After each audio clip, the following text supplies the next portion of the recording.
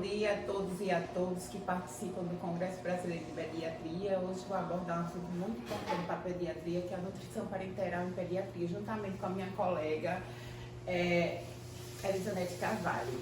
Então, falar da nutrição parenteral é voltar e falar muito de um colaborador da nutrição parenteral, que foi Dandrick, lá da Pensilvânia, um cirurgião, que ele fez alguns experimentos com a nutrição parenteral. E aí ele fez um experimento em alguns filhotes de cães com nutrição parenteral total e exclusiva por 6 semanas, que obteram os mesmos resultados de crescimento de seus controles daqueles cães que ingeriram ração canina. Então, ele foi também um grande visionário de salvar muitos pacientes que tiveram desnutrição através da nutrição parenteral. E aí, em 1975, teve o primeiro caso de nutrição parenteral em pediatria aqui no Hospital das Clínicas, em São Paulo, com uma criança portadora de uma doença Van Gierke, em que era uma alteração da glicogenose tipo 1, em que a nutrição parenteral conseguiu reverter as alterações metabólicas desta patologia e conseguiu restituir esse paciente para que ele pudesse passar por uma cirurgia. Então, devido a todos esses movimentos, em 1978 surgiu a Sociedade Brasileira de Nutrição Parenteral e Enteral, em que tinha um caráter interdisciplinar com a participação de nutricionistas, médicos, farmacêuticos, estudantes que atuavam nessa área, discutindo muitas questões nutricionais, e ela faz parte também da Sociedade Brasileira de Médicos. E aí, devido a todos esses movimentos, foi necessário que o Ministério da Saúde, em 1998, em 8 de abril, lançasse a Portaria 272, que ele regulamenta a nutrição parenteral e também mostra todas as exigências mínimas para a execução da nutrição parenteral aqui no Brasil. Devido a isso, é muito importante que exista uma avaliação nutricional dos pacientes, principalmente da pediatria, quando for iniciar a nutrição parenteral. Enquanto o tubo digestivo esteja funcionando, tá? Que seja eficiente ainda, que seja indicado, é importante que a nutrição enteral ela continue, porque ela é muito mais segura, ela é fisiológica, ela evita alguns distúrbios hidroeletrolíticos. Ela também evita infecções, além dela também diminuir algumas atrofias das velocidades intestinais. Então, no entanto, quando a nutrição parenteral ela é bem indicada, ela se torna segura, tá? E ela pode salvar muitos pacientes que precisam desse aporte nutricional.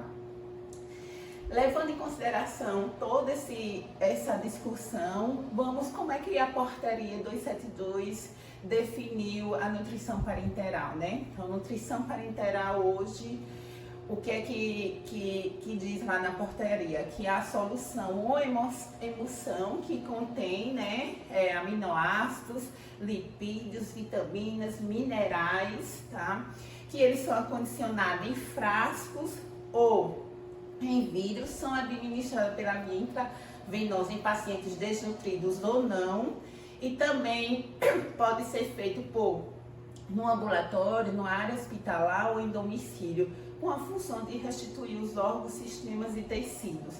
Qual é a hora de iniciar? Quando a nutrição enteral ela não está mais funcionando, ela não é mais indicada, principalmente nos RNs pré-termos, que se passar horas sem alimentação, sem essa nutrição adequada, ela pode ser muito prejudicial. Além do mais, crianças e adolescentes, eles têm uma reserva energética maior, podem permanecer por mais tempo sem a nutrição adequada. Já o objetivo de toda essa nutrição parenteral é restituir os órgãos e sistemas, como eu falei, tecidos, para que possa voltar a nutrição enteral o mais rápido possível. De acordo com isso que a gente discutiu, a nutrição parenteral ela tem que se basear em algumas necessidades nutricionais em pediatria. Entre elas, né, a gente discutir alguns parâmetros, entre elas a doença de base daquela criança, o estado metabólico dela, a gente percebe que o estado metabólico dessas crianças, elas não podem permanecer por muito tempo sem alguns componentes nutricionais, porque ela pode agravar esse estado dela também. Em relação à faixa etária, as necessidades hídricas e nutricionais varia de acordo com cada faixa etária. Há também em relação ao sexo, né? E também as reservas corpóreas que esse paciente exige. Levando em consideração tudo isso, quais são as indicações hoje de nutrição parenteral em pediatria, né? São no pré e pós-operatório dessas crianças, nos queimados, em algumas doenças do trato gastrointestinais, entre elas a pancreatite, as diarreias graves persistentes, tá? A doença inflamatória do intestino, algumas fístulas. Também levar em consideração algumas crianças com anorexia, tá? Com câncer. Também podemos indicar a nutrição parenteral para algumas crianças portadoras de algumas doenças congênitas, entre eles a gastroquise, a enterocolite crônica. E é muito importante que seja avaliado todas as indicações para a indicação da nutrição parenteral. Como é que tá, quais são as que estão contraindicadas a nutrição parenteral para essas crianças? Aquelas crianças que têm insuficiência cardíaca devido à sobrecarga cardíaca. Também crianças que estão já instáveis hemodinâmica, porque algumas crianças estáveis elas permanecem por dieta zero, e aquelas crianças que podem entrar com a nutrição enteral é o mais adequado. Olá, eu sou Elisonete Carvalho. Vou dar continuidade na apresentação falando das vias de administração. Nós temos duas vias de administração que são as principais, a periférica e a central. A via de administração periférica é por vias subcutâneas e a via central é por catéter na veia cava superior ou inferior. Veremos agora as vantagens e desvantagens de cada tipo. A via periférica, ela tem a vantagem de ter um baixo custo, ser simples, tem baixo risco de complicação. E a desvantagem é que ela pode ser trocada frequentemente. A via central, a vantagem é que o uso ele dá preferência aos recém-nascidos, a utilização. Ele pode ser uma utilização prolongada, pode ter uma utilização mais de 14 dias, e a desvantagem é que ele tem um alto risco de infecções e trombose. Passaremos para os elementos gerais da nutrição parenteral. Nós temos dois tipos de nutrição parenteral, dois elementos, né, da nutrição parenteral, que é o aporte hídrico e o aporte calórico. O aporte hídrico, ele vai depender da idade e peso, devendo ainda ser ajustada para as condições clínicas. Vai depender também do estado de hidratação e das perdas concomitantes. Ele pode ser calculado inicialmente com base nesta fórmula de Holiday-Sergan. Então, o cálculo da manutenção para as crianças vai ser o volume diário por 24 horas. O peso vai influenciar na quantidade de volume que a criança vai receber. Ok? Já o aporte calórico, ele vai corresponder às necessidades energéticas das crianças. Também pode ser calculada pelo método de Holiday-Sergan, pois a cada 100 calorias metabolizadas há uma necessidade hídrica de 100 ml por quilograma. Ok? Bom, esses foram os elementos gerais. Agora veremos a formulação dos elementos específicos. Elementos específicos. Temos as soluções padrões, dentre elas a solução de glicose, a emulsão lipídica e os aminoácidos. A glicose, ela é a maior fonte de calorias na nutrição parenteral. E o fornecimento de carboidrato deve ser monitorado para evitar hiperglicemia. A glicemia ideal é entre 70 e 120 miligramas decilitros. Os lipídios são a segunda forma de se obter energia e são alternativas aos carboidratos. As recomendações dos lipídios variam conforme a faixa etária da criança.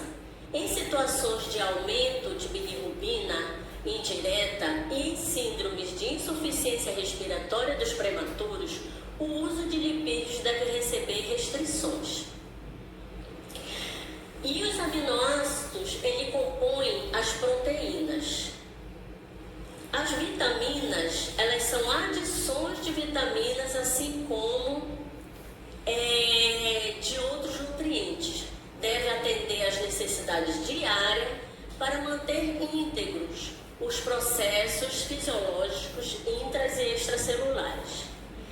As necessidades de vitaminas variam conforme a idade, sexo e a condição clínica da paciente.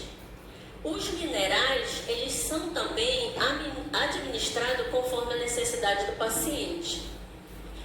Os oligoelementos, eles são minerais necessários para a principal função metabólica do organismo. Eles são zinco, cobre, manganês, entre outros. A prescrição desses elementos irá depender do controle laboratorial. A monitorização é um acompanhamento de um paciente em nutrição parenteral e ela deve se ajustar ao estado clínico. Por isso, são recomendados exames clínicos completos, controle de sinais vitais a cada 4 horas, peso diário, balanço hídrico rigoroso, controle semanal da estrutura e perímetro cefálico, da estatura, e perímetro cefálico e em recém-nascido. Além do controle laboratorial. Passamos agora para as complicações desse acesso venoso. São divididas em 3 grupos. São elas mecânica ou técnica, metabólica e infecciosa. É importante que a equipe esteja atenta quanto a essas complicações.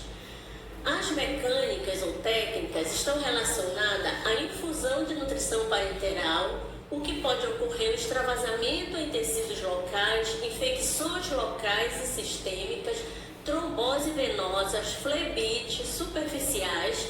Também pode acontecer hipotensão e desidratação do paciente, bem como refluxo sanguíneo e coágulos. As complicações metabólicas, elas podem estar relacionadas ao tipo de nutriente administrado, como a deficiência de elementos essenciais, a elevação dos níveis plasmáticos de triglicerídeos e ácidos graxos livres. Também podem ainda estar relacionadas ao acometimento e complicações hepáticas. Já as infecciosas, elas são decorrentes do tempo de utilização do método. O tipo de micro-organismo mais frequente encontrado em crianças hospitalares tem sido Staphylococcus aureus. E outras complicações também são importantes frisar, que são as infecciosas, onde inclui a endocardite bacteriana, risco de embolia pulmonar e sepse. Diante de tudo isso, é importante e essencial a utilização de protocolos de assistência e monitorização do uso da nutrição parenteral, pois o envolvimento da equipe multidisciplinar, ela previne e reduz de forma significativa as complicações associadas à nutrição parenteral. Era o que tínhamos para apresentar. Muito obrigada.